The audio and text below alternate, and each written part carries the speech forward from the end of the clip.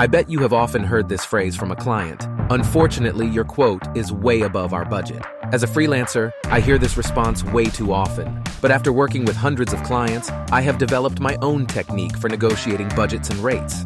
Here are my 6 tips on negotiating a budget with a freelance client. Let's get started.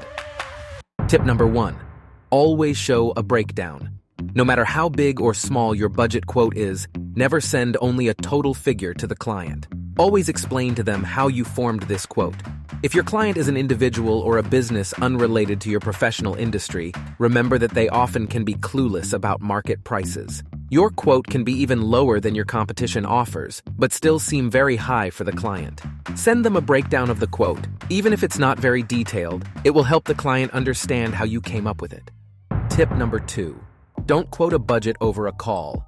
This tip may sound strange, but hear me out. My first introduction to a client usually happens over a call. And towards the end of the conversation, I hear the same question over and over again. Can you please let us know how much it will cost approximately? Never do that. Firstly, even if you have done similar projects in the past and can immediately answer that question, don't do that because maybe there is an expense you didn't think of. It will be much harder to quote a higher price later if you have already given them a number, even if it was just a rough estimate. Secondly, you don't know the client yet. If they are a better negotiator than you, they can start bargaining immediately and catch you off guard. I don't know about you, but I'm not a great negotiator, so I prefer to be cautious. Whenever you hear this question over an introduction call, tell them you will do the necessary calculations and provide a quote breakdown in a follow-up email. You might ask, if you're not a great negotiator, why have you made this video in the first place? I am a video editor based in London and have been working as a full-time freelancer in the advertising industry for over 10 years. I've worked with hundreds of clients and have decided to start this channel to share everything I've learned about running your freelance business. If you're interested, make sure to subscribe to stay up to date. Tip number 3. Don't bargain. Many videos and articles exist about persuading the client who thinks your price is too high. It usually involves explaining to them why working with you is an excellent investment for their business and blah blah blah. I must disappoint you. These techniques work only when you are bargaining around 5-10% of your budget quote. If the client budget is much smaller than what you quoted, all these Wolf of Wall Street slumdog millionaire techniques are useless. If your quote is $5,000, but the client has only $2,000 to spend, good luck trying those sales pitches. Here is a much more helpful technique for you. Don't negotiate the budget. Negotiate the scope of work instead. If the client has $2,000 instead of $5,000, explain to them what they can get for those $2,000. Tip number 4. Stick to your quote. Once you have provided a budget quote, stick to it. Don't give in if the client tries to knock off some amount. Not because you are greedy, but because it will look unprofessional. If you have provided a budget quote and a detailed breakdown, agreeing to do the same work for less will mean that you have initially quoted too high. The client will think you were trying your luck and wanted to rip them off.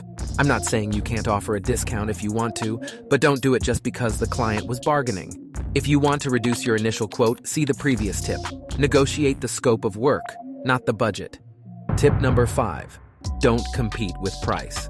The most common argument clients use when negotiating a budget is competition. They often say that your competitors are willing to do the same work for much less. Never fall for this argument. First, why are you even talking if someone is offering a better price? What's the point of negotiating costs with you if someone else is offering the same service for a better price right now? It means the client likes your work more, so you are a better fit for their project. So, naturally, your work costs more too. Besides, competing with price is never a good idea because it's a fight you will always lose. Every time you try to win over competitors by offering a smaller fee, there will always be someone who will offer even less. Don't offer a better price than your competitors. Offer a better service. Tip number 6. Don't believe in promises.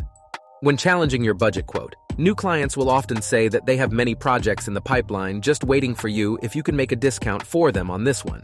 Hit the like button if you have heard this promise at least once. Here is my observation. As a freelancer, I have worked with hundreds of clients, and those promising tens of future projects never returned. It's usually the opposite. All my returning clients never promised me anything initially. They came back with new projects because they were happy with the service. So, my usual response to this promise is that I'll happily give them a returning client discount on their second project, but not the first one.